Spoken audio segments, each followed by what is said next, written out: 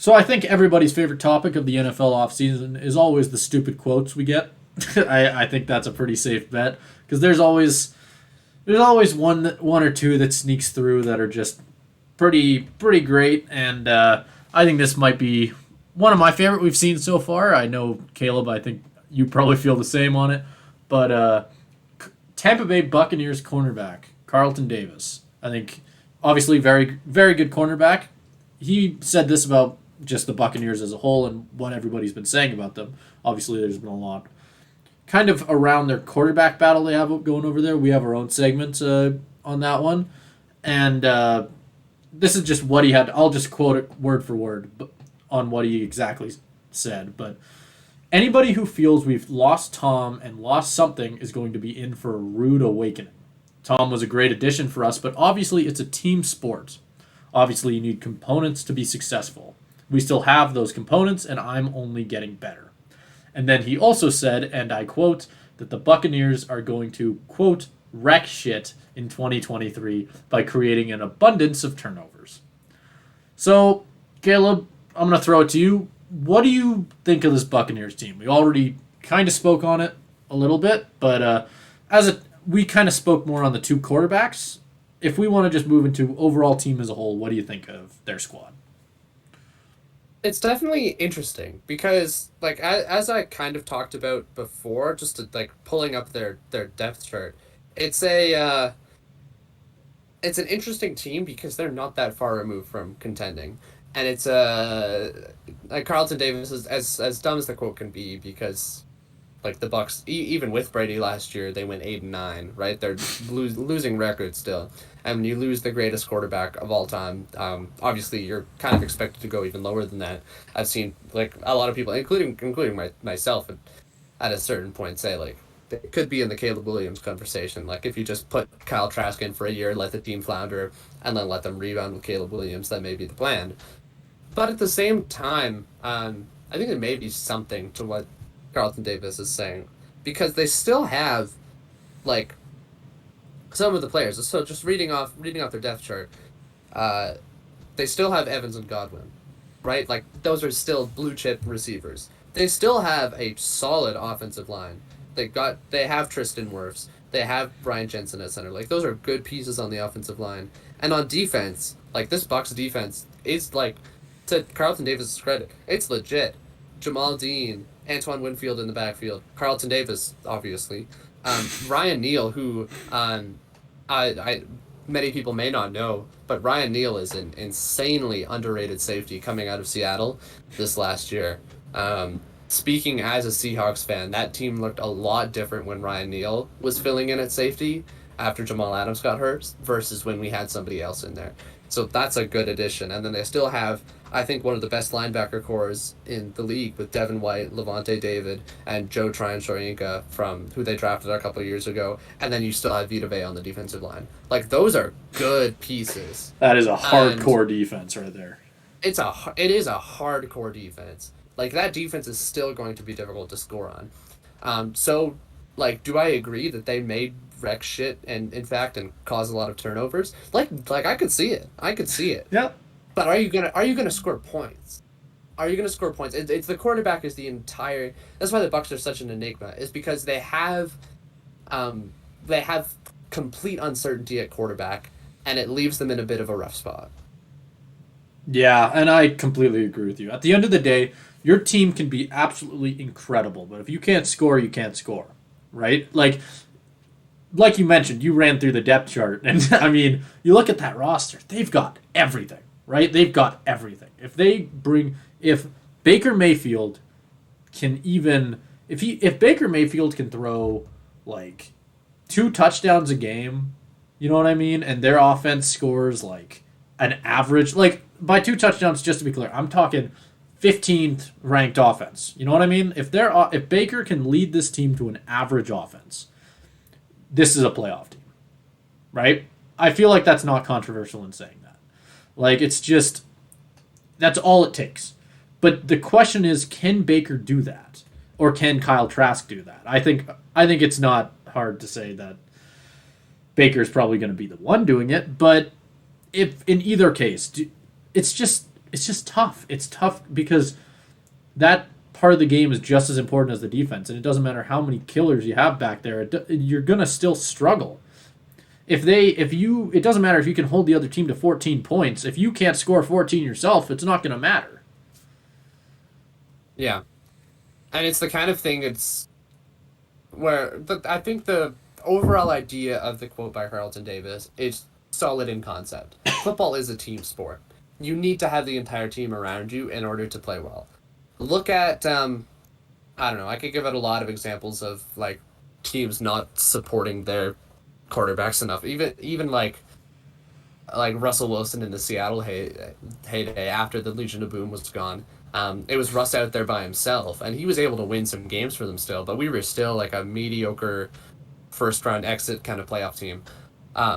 Or even like some other examples I can give, like looking at like the Chargers with Justin Herbert, like that team underperformed like they made it to the playoffs, but the way they got bounced, like it's not Justin Herbert's fault, it's the team around him. So yes, football is a team sport. I agree. Carlton Davis, you've got that one right. But at the same time, there's a difference between quarterback and every other position, just based on how important it is. And if I can quickly jump in, like, it's also in the quote, it says, Tom was a great addition for us, but obviously it's a team sport. And I think that needs a bit more emphasis there because Tom Brady, greatest quarterback of all time, right? And you're calling him a great addition, right? I feel like even calling him great is underselling it. You know what I mean? You lost the greatest quarterback that you will ever see. Obviously, maybe not last season, but you know what I mean when I'm saying that, right? It's just, it feels like you're not acknowledging the fact that you lost one of the things that made the team so great, and you're trying to replace him with somebody who is just not that. So, and even like you take you mentioned this obviously, but with Tom Brady, you went 8-9. Are you telling me that you can do better than 8-9 with Baker Mayfield? Are we like when you tell me that, it just makes me wonder if we're talking about the same guy. You know what I mean? It's true. You do have to acknowledge that the Bucs, I believe they played through a lot of injuries last year, and that doesn't all necessarily rest on Tom Brady, right? It's not. If the Bucs do better than 8-9, I'm not going to be like Baker Mayfield is better than Tom Brady. There's a lot of other factors. But I might. Yeah, I'm not ready to crown Baker Mayfield the GOAT. Just so you know, I'm higher on Baker than most, but I'm not going to do that. So you're saying like top 10? Don't. So you're saying top 5? I'm not saying it. I'm not saying anything. I'm not saying anything. Like am I like below or above Brett Favre? You think? Okay. Yeah. Well, there's a lot of career left, so anything is possible, really. But I think it's a little bit doubtful at this point. Yeah. But do I think the Bucs have potential to have a better record than 8-9 this year with Baker Mayfield? Yeah. No, I do. Mostly because of the division they play. Football is not an equal sport. Football is not played. In the NFL especially, the playing field is not equal. There's a reason they do the schedule like they do, to where first place teams play other first place teams. It's to like dilute it's to promote parity, because certain teams have harder schedules than other teams. You only play 16 games. It's not like you're in hockey or baseball where you play every team a certain amount of times. Maybe play people in your division a little bit more, but it balances out because you're playing everybody. You only play 16, like not even 16, right? Because you play people in your division multiple times. You play maybe like, I think probably like 12, 13 different unique teams. Those teams that you play, especially those in your division, it changes your season in terms of like one 8-9 season doesn't equal another 8-9 season. They can be completely different based on what your schedule is. And that leads into my point, like the NFC South, the Bucs won the NFC South at 8-9. They were a playoff team with 8-9. Who's to say that they can't do a similar thing this year just because of how bad the division is? So Is it possible that Baker Mayfield leads the Bucs to a better season than they did last year? Like, I think it is. They have more injury luck. Their schedule is favorable with the division that they play in. Then I think it's possible. I don't know about you, Simon. You might be a little bit lower on Baker train than I am. Yeah, I think I am, but I wasn't going to say that. I was actually going to make the comment that I was not thinking of schedules, and now that you brought that up, I see what you mean. I definitely, I kind of disagree with myself now, because I still have an issue. I still have a really hard time seeing them beating that record. Like, I don't see them making the playoffs, but at the same time, what's that division look like again? That's Saints. Saints, Panthers, and why am I blanking? It's Saints, Panthers, Bucks, and Falcons. Okay. Well, which is a rough division. You tell me any of those teams. No, I don't disagree with right now. What did you say there? Like, can you tell me definitively? I like you could argue that these teams are better. Some of these teams are better than the Bucs, but can you tell me definitively that the Saints, Panthers, and Falcons are better than the Bucs right now? I mean, would you make an argument for any of those? That they're definitively better than Tampa is right now. I like Derek Carr more as a quarterback than I like Baker Mayfield. But do you like the rest of that Saints team more? Okay, well, if we're taking quarterback out of it, no. But I mean, just the fact that they have including quarterback, including quarterback in it. I think it's more even than you think. I do think it's even, but that's kind of my point. You can't say that. But do you think you can't? But in a situation where both the teams are even, I feel like the team with the better quarterback is probably going to win it. I think it's even. It's even when we include quarterback in the discussion. If we're taking out quarterback, I think the Bucs have a better roster significantly. Okay. Yeah. Like the Saints are in a bit of a rough patch because they do not have a lot of pieces right now. They have a good receiving core. Yeah. Do they? Do they? Michael Thomas, Chris Olave. Injured. Wait, really? Thomas, he's been injured for the past 2 years. I know, but isn't Michael Thomas coming back? I swear he's coming back. I think we've said that the last 2 years. If he comes back, if Michael Thomas comes back, I will. I don't know what I'll do. I'm not going to make some sort of. I want you to know I perked up a little bit there. I was like, let's hear it. I'm not gonna put myself in that big of a hole. But I don't know. I can never count on Michael Thomas at this point. Chris Olave, yeah, no, I agree with that. But past Chris Olave, who do you have? Can you name me any other receivers on that Saints team? Even with Michael Thomas and Chris Olave, sure. Michael Thomas is so inconsistent, though, in terms of just being available, that I'm not putting him up there as part of that receiver core yet until I see him play a couple games. Yeah, he played 3 games last year, but that's it. Other than that, he was out with injuries. Yep. It sounds Simon, it sounds like they're optimistic that he'll be ready. Yeah, but that's what I've heard the last couple of years. Okay. I don't know. It's my question would be, Simon, how confident are you if Michael Thomas is out in wide receiver 2, Rashid Shaheed? How confident am I in a receiver I've never heard of? That's a very good question. I think I'm incredibly confident. Rashid. There you go. What was his name again? Sorry. Rashid Shaheed. Rashid Shaheed. That's a name. That's the that is a great name.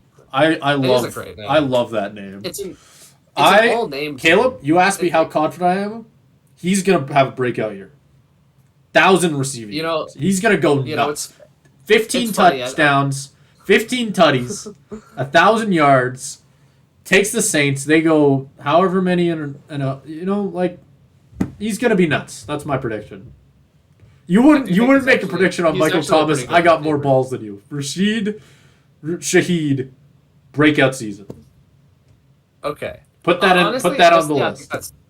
I think that's kind of fair. He's actually pretty good. Oh, okay. he flashed in the last few games. But my point is that like that's kind of the Saints' issue is that depth is suspect. Their offensive line is not like as good as it used to be. Just because like a lot of like Trevor Penning out for the entire year, like Yeah. Cesar Ruiz has had injury issues. Everybody else is getting older, and that defense like some pieces, but it's just getting older. And Carolina has the opposite issue where it's a really young team that I doubt anything is going to gel right away there. The Falcons, I think, are just a complete mess. I don't think trusting Desmond Ritter as your starting QB might even be worse than trusting Baker Mayfield to be your starting QB, in my humble opinion. Well, so just to bring it back. Okay. I guess I don't know. I haven't watched. Agree with that? I guess I haven't watched enough Ritter to really disagree or agree. I'm higher on Baker than most. But okay. I just don't think I just don't think I saw enough from Ritter at the end of the year, but I'd be more confident heading into a season to win now with Baker than I would with Ritter. Ritter could develop into something, but who knows? Anyway, my point being with the Bucs, but going back to what this is all started with, like I think there's some legitimacy to it. I think Carlton Davis, like as you said, undersold the impact of Tom Brady coming to the team. But at the same time, I don't think it's that far-fetched to have a year where Tampa goes like 10-7, 9-8, and makes Carlton Davis look like a genius. Like I don't think that's that far-fetched. And a world as random as the NFL, where teams can rocket from bottom of the barrel to first, like I don't think it's that absurd. But could I also see the Bucs? Because of just terrible quarterback play being in the conversation for Caleb Williams, I do. That's why they're an enigma of a team.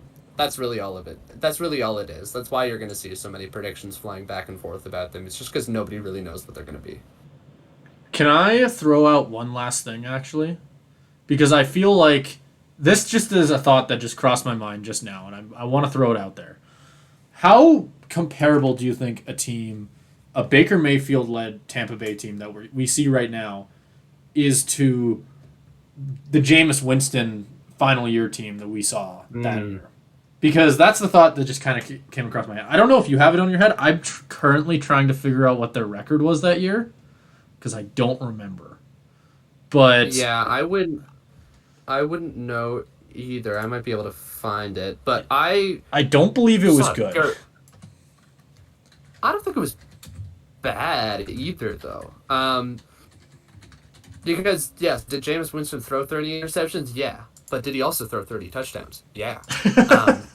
Yeah, true. But I do 7 think and 9. Mayfield led 7 and 9. Okay, there you go. I think a Baker Mayfield, like, talking to me right now, again, it's an enigma of a team. They could go either way. I have a little bit more confidence in a Baker Mayfield-led Bucs team with this roster than I do the Jameis Winston-led Bucs team of the past. Because I just think the defense on the Baker-led team because Baker, maybe not to the same extent where he's going to throw 30 interceptions, but has a lot of the same issues as Jameis does with turnovers. Like, he's not a consistent quarterback. That's been his flaw. But the Bucs now have a better defense to back that up with a lot of young pieces that they've got. You can go through they wouldn't have had Jamel Dean, they wouldn't have had Anton Winfield, they wouldn't have had. True. They might have had Vita Vea. You could correct me on that. But they wouldn't have had. They wouldn't have had. I feel like it would have been rookie Vita Vea. Yeah, not the game record that he is today. No. So that's why I'd be a little bit more confident. Like I think Jameis would. Like 2015 Jameis or whatever it is would have been a better quarterback. 2015, but it was. I'm a little bit more confident in that team. Yeah, but I actually agree with you. When he was drafted. Oh yeah, but I actually agree with you. I threw it out there because I wanted to hear what you thought on it because I think it's something that's it's comparable. You know what I mean? But I do agree with you. I think that the defense the newer Tampa Bay defense kind of balances out. I think I have a bit more trust in Baker than I would have had in Winston. Maybe. Probably. It's like a floor versus ceiling debate. Jameis has both a lower floor and higher ceiling. True. That is true, yeah. Okay, well,